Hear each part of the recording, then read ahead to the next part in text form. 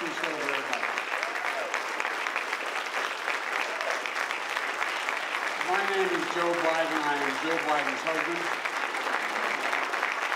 I'm delighted to be here. Thank you. Thank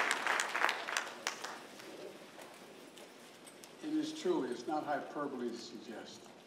It's a great honor to be here, a genuine honor. And at this great public university, celebrating the life and legacy of not one, but two proud sons of Connecticut, Senator Thomas Dodd and my good friend, and we truly are really good, close friends, Senator Chris Dodd.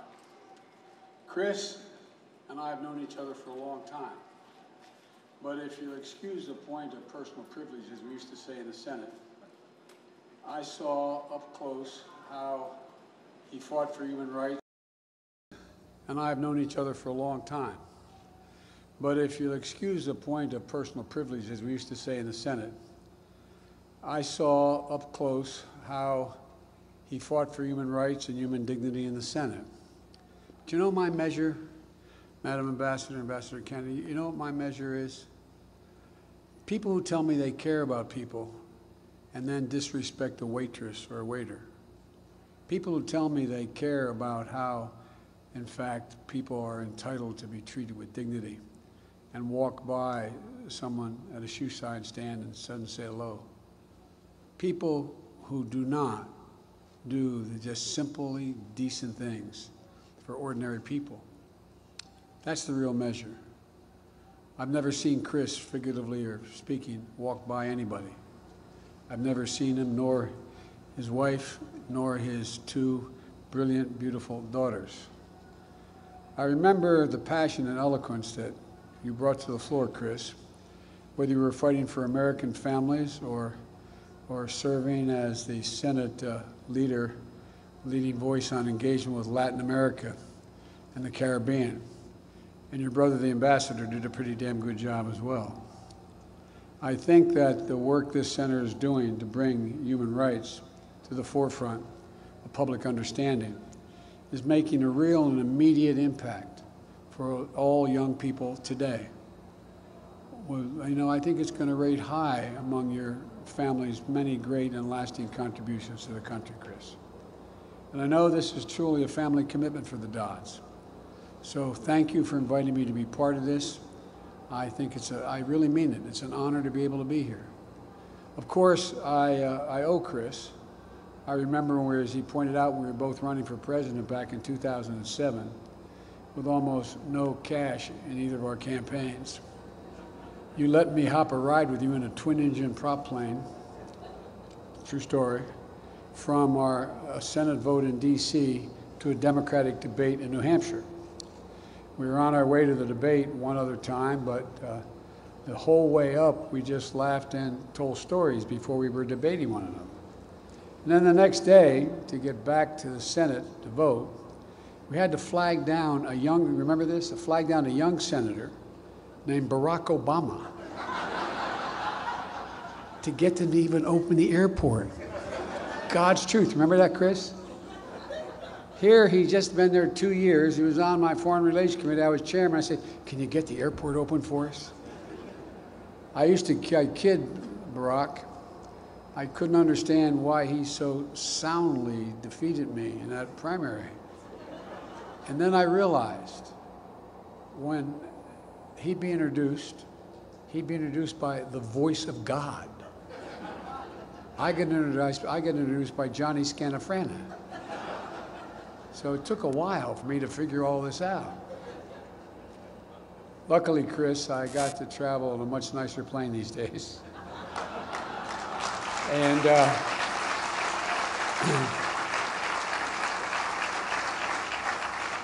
it's yours to travel in anytime you would like.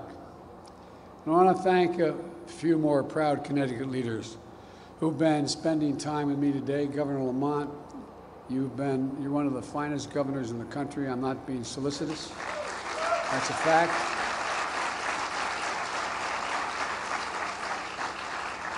Exceeded only by your wife. And Senator Blumenthal, I mentioned earlier today, I apologize for repeating this, but my son, Beau Biden, who's the one that should be standing here talking to you. My son, Beau Biden, was the Attorney General of the state of Delaware. And one of the people he went to and sought advice from for real was then Attorney General Blumenthal. They became friends, and my son was a great admirer, and I think the senator knows that. And Senator Murphy, if I have to summon in the foxhole with me, I want Murph with me, man. No, I'm serious. This guy knows as much about foreign policy as anybody does, and his failure to remain silent has meant a great deal to me because he's spoken up on so much. And Representative Courtney, I thank you for your help and your support. And Rosa DeLauro. Rosa, I don't owe as much as Chris does to Rosa, but I owe a hell of a lot to her. My son was married, and he was in the second year of law school, and he transferred to Yale Law School. And Rosa heard that I was coming up with him, and the apartment he rented was less than ideal. And the whole thing had to be painted. My brother Jimmy fixes everything. My brother Jimmy's with us, and we went down and bought about 28 gallons of paint. I don't know, but for real, it was hot as hell as well. And I'm up on a 8-foot ladder painting the crown molding and sweating like of the proverbial you-know-what. And here, at the door, I said, "Come in." And the then, is it alderman or councilman at the time? Alderman Delora walked in, her mom. And she said, "Where's Biden?" I said, "I'm here." She said, "No, stop fooling with me, son. Where's Biden?" I said, "No, I'm Biden. I'm Biden." And she came over and said, "I just want to come over and introduce myself and tell your son will be taken care of." And in walks the chief of police. I thought, holy God, what did I do? She said, "You have nothing to worry about. You have nothing to worry about. Talk about constituent service. Rosa, you come by it honestly."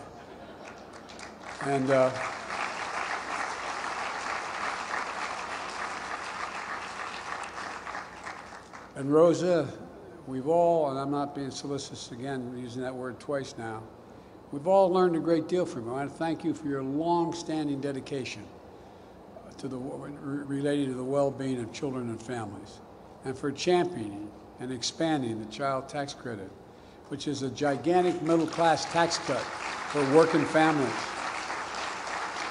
that finally got passed in the American Rescue Plan, which we were able to get done immediately upon being elected. And Rosa will not tell you, but she's the first person I called to ask for her help as to how I should do this. And that put money in the pockets of families all across this country, even as we speak. It's how we're going to cut child poverty in this country. And we've already cut it nearly in half. And none of us should lose sight of what it meant to American families when we think about our mission to defend human rights and dignity at home and around the world. 26 years ago today, another United States senator, United States president, who I just spoke to, Chris, literally an hour and a half ago, Bill Clinton, he sends his best, by the way, visited this university to dedicate the Thomas J. Dodd Research Center, a library and archives of papers that amount to an incredible first-person, first draft of history. And let me say, they're all thinking about President Clinton today, as sending him his good wishes to speedy recovery. He's always been a comeback kid. He's getting out of the hospital. Everything's going well. But he wanted to send his best. As a young lawyer, Tom Dodd had already built a record of fighting hatred by prosecuting the KKK in the South. But when in 1945 he left behind his beloved Grace and his 5 young children, a young Christopher, just 14 months old at the time, to travel to the bombed-out cities of Europe to document the shocking atrocities still fresh in their horror, to question and cross-examine some of history's most notorious villains. That's not hyperbole. Some of history's most notorious villains. And to expose beyond question the depravity and the crimes against humanity that the Nazi regime committed. Tom Dodd dedicated his intellect and his moral passion and his resolute sense of right and wrong to making the Nuremberg War Crimes Tribunal a testament to justice. And that's what it was, a testament to justice. Nothing like it ever happened before. And all the while, he was writing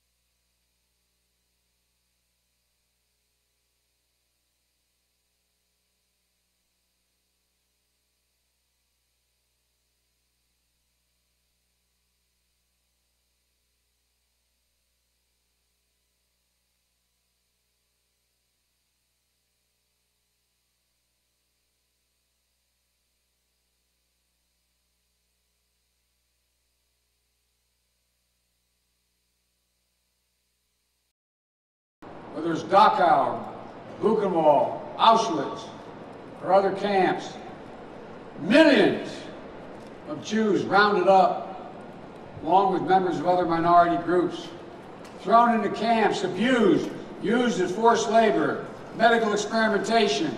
6 million Jews murdered, including so many who met their ultimate fate in the gas chamber. He made sure no one could deny their own eyes and what they saw. He preserved the truth, ugly and as traumatic as it was, for all of history, so that the horrors of the Holocaust could never be diminished or denied, and the evil that we still have to guard against to this day has to be watched. Chris, as you heard me say many times before, because you got to meet my dad. My dad was a well-read, high school educated fellow whose greatest regret was he never went to college. But he cared deeply about human dignity. Our dinner table, my dad was what many would call a righteous Christian. He happened to be a Catholic, he was a righteous Christian. And growing up, my dad would come home for dinner before we went back to close the business he managed. And the dinner table was the place we sat down to have conversation and incidentally eat. I'm serious. My dad used to talk about, as a student of the Holocaust, what a tragedy it was that we didn't bomb the railroad tracks toward the end of the war. How wrong it was that we turned away the St. Louis, a ship full of Jewish refugees from Europe. He believed passionately the only way we can make real the promise of never again was to keep reminding ourselves of what had happened and how so many people, otherwise thought themselves decent people, rationalized that it really wasn't happening. We didn't know what was going on. Because they weren't turning on the gas valve, they had no responsibility. That's why, we'll again excuse the point of personal privilege, when each of my children, and now my grandchildren, turn the age of 15, the first thing I've done, my word is abiding, is put them on an aircraft and fly to Dachau, one at a time, at age 15. Work sets you free as you go through the entrance. But that's not what I wanted them to see. Wanted to see the lovely homes that were right up against the fence line with their beautiful roofs. People living in there rationalized that it's not me. I'm not doing this. And I don't know really what's going on in there. I wanted them to see the ability of the human mind to rationalize cannot be underestimated. I would say parenthetically, the reason why Germany has been able to turn it around unlike other countries is because they faced it head on, acknowledged. So let me say it again. Nuremberg was unlike anything that ever came before. It was not about vengeance. It was about accountability.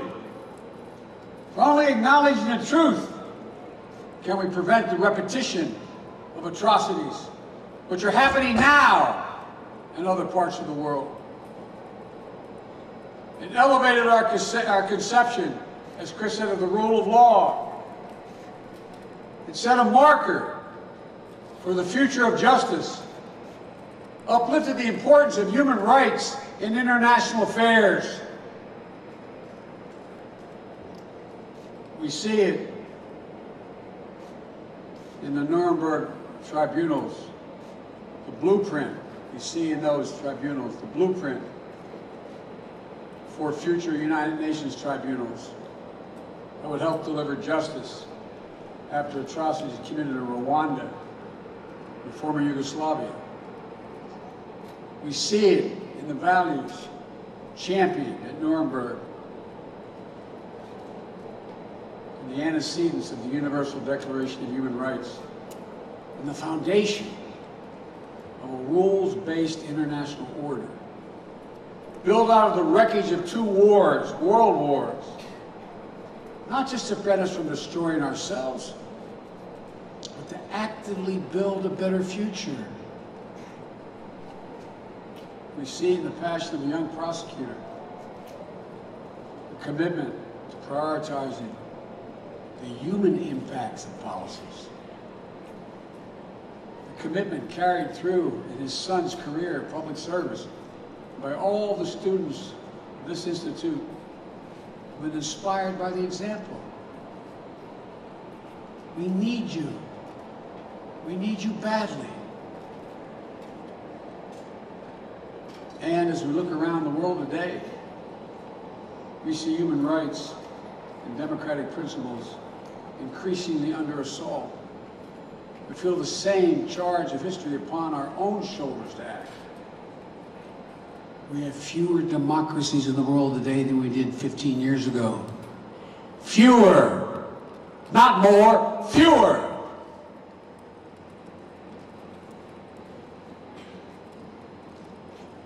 Cannot be sustained.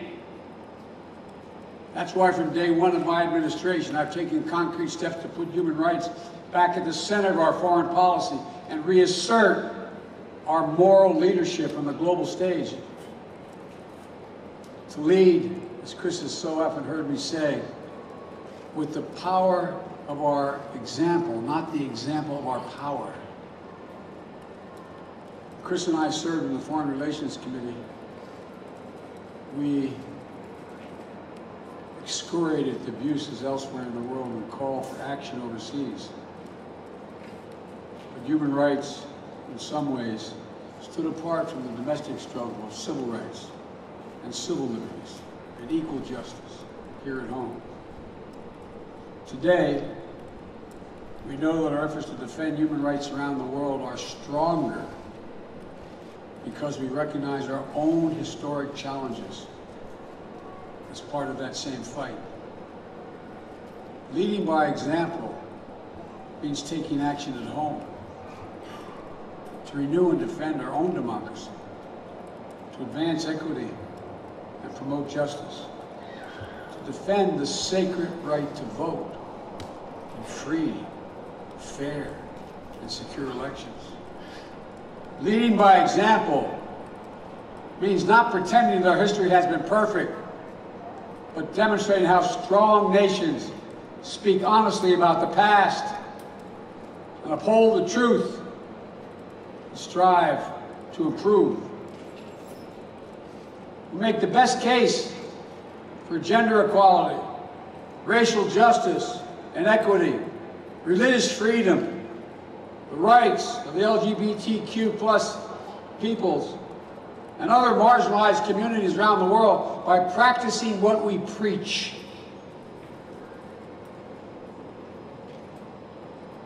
First 10 minutes I was in office, I ended the Muslim ban, advancing racial equity through the federal government, overturning the ban on transgender individuals serving openly in the United States military, establishing the White House Gender Policy Council, demonstrating that our commitment to human rights begins at home, is among the most powerful and persuasive tools in our foreign policy kit. And as we defend human rights beyond our shores, we're more effective when we work together, allies and partners in our shared values. America as a nation is unique in all history, not because we're inherently better, because the basis upon which we're organized. Virtually every other nation is organized based on ethnicity, religion, geography, color.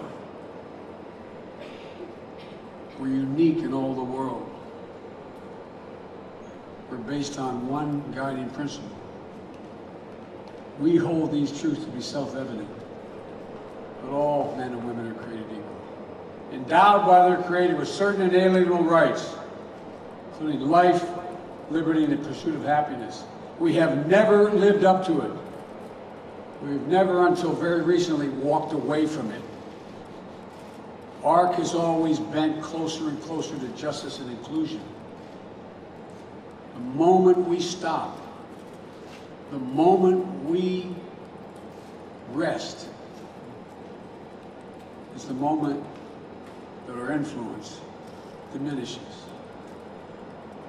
So we're re-engaging multilaterally and rallying the world to advance universal human rights and fundamental freedoms, and prove that democracies can still deliver in an age of fast-moving, cross-cutting challenges.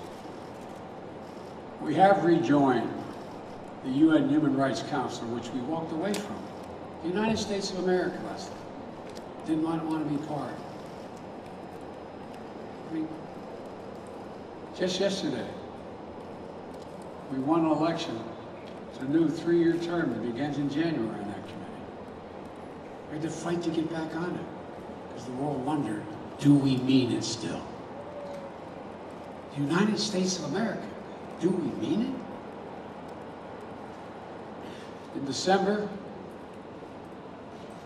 the United States will host a virtual summit, the Summit of Democracies, to bring together world leaders to make concrete commitments to defend democratic values, and push back against advancing authoritarianism. Not war, but important words. We can't return to a world where might is right and strong nations abuse weak or oppress individual rights with impunity. Nuremberg forced us to look closely at the evil of humankind and what we're capable of perpetrating. To see mass atrocities, crimes against humanity, do not happen by accident. They don't happen by accident. They're the result of choices. Choices made by individual human beings and world leaders. And sadly, when we look around the world today, we cannot say that the specter of atrocity is behind us. We see today the patterns, the choices playing out around the world, even as we speak. The oppression and use of forced labor of the Uyghurs in Xinjiang. Treatment of the Rohingya by the military junta in Burma. rampant abuses, including the use of starvation and sexual violence to terrorize civilian populations in northern Ethiopia. Whenever we hear that kind of poisonous hatred, where we ever see our fellow human beings being dehumanized, doesn't mean we go to war, but we must speak out. Silence, as my dad would remind me, silence is complicity. Silence is complicity. That's what Nuremberg said. Your silence is complicity.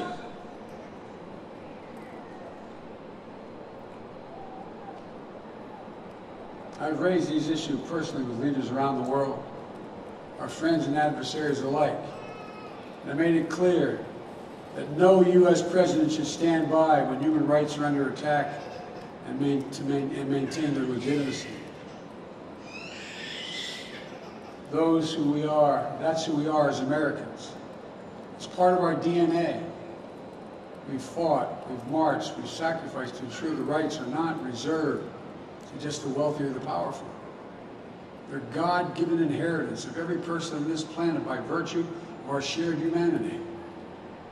As I said to a Supreme Court justice who I disagreed with in the hearing, we have a different form. You think I have my rights because the Constitution granted to me. I possess my rights because I was born. And I gave up some of my rights in the Constitution.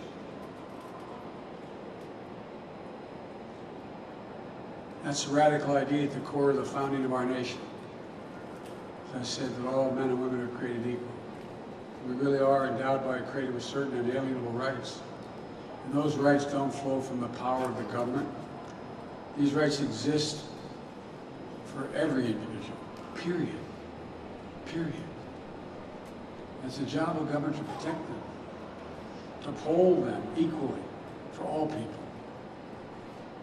We've never, as I said, fully lived up to that animating American ideal, but we've never turned our backs on it. In all the years since our founding, that idea has been our nation's steady North Star, drawing us back on course. The constant struggle to live up to our highest domestic democratic principles, to self-correct, has made us a beacon of hope for the rest of the world. It's also made us strong, resilient, innovative, dynamic. As I said, I'll repeat, I apologize, America is the only nation founded on an idea, the single most powerful idea in human history. It sparked our revolution, it helped ignite the wave of change around the world, the successive generations have built on, expanding our understanding and extending protections to ever wider circle. We must never forget just how fragile the principle of universal human rights still is, how easily bruised, often sacrificed in human battles for power and personal enrichment. In an age of increasing misinformation and disinformation, we must not grow complacent in our defense of the democratic values that have been the firm foundation for an era of peace and prosperity, unprecedented in human history.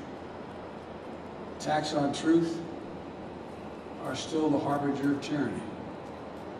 Nothing about our democracy is assured, as I'm sure you're all become to realize tonight. Nothing about our freedom is guaranteed. We have to work for it.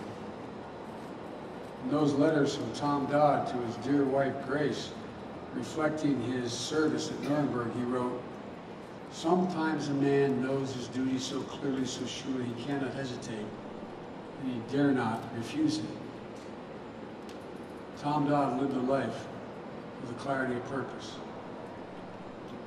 He brought it to his service as a U.S. Senator, leading the floor fights with the Kennedys on civil rights legislation in the 60s, advocating for gun safety in a state that was a major gun manufacturer, legislation that was ahead of its time, fighting always for human rights and democracy against the forces of oppression and injustice, He passed that passion on to his children and to his son, Chris. Chris carried forward his father's mantle in the United States Senate. He used it to fight for all American children and families, passing the first Child Care Act we've seen in this country since World War II, passing the Family and Medical Leave Act. Chris rallied against policies that militarized our relationships with Latin America and argued, instead recognize and invest in the people of our hemisphere. He spoke out when he saw the legacy of justice that his father had fought for in Nuremberg being wrapped in the excesses of a war on terror. And he helped to create this center, growing it over the years from an archival repository for the truth into a leading center for the study and promotion of human rights at home and abroad, into a widely respected academic institution, training the next generation of human rights defenders and passing the torch for those of you who will carry the fight on into the future and for the truth. So as we rededicate the Dodd Center for Human Rights to honor the legacies of both father and son, let's also dedicate it to the future generations, to the students here in the audience today who discover and defend human rights is the passion and purpose of our life. So let us be dedicated to expanding our shared understanding. And we can never fully realize the freedom we wish for ourselves without also helping ensure that liberty and justice for everyone. And let's dedicate to the unending fight to bring our own nation, our own world, closer to a future in which every human being is free to pursue the highest dreams and unleash their full potential. And for you students that are here, undergraduates at this great institution, there's no reason why you will not be doing what I'm doing as President of the United States, standing here, speaking to audiences now. I mean that from the bottom of my heart. I was taught, came from very modest means, no Horatio Alger story, but very modest means, that you can be anything you set your mind to if you work at it. So many of you in this audience, especially in the second tier there, are the people that my grandchildren will be looking to. There's not a single reason why, we can't do this. Not a single reason. As I've told every world leader that I've gotten to know, and I've met many, many of them, it's never been a good bet to bet against the American people. God bless you all, and may God take you.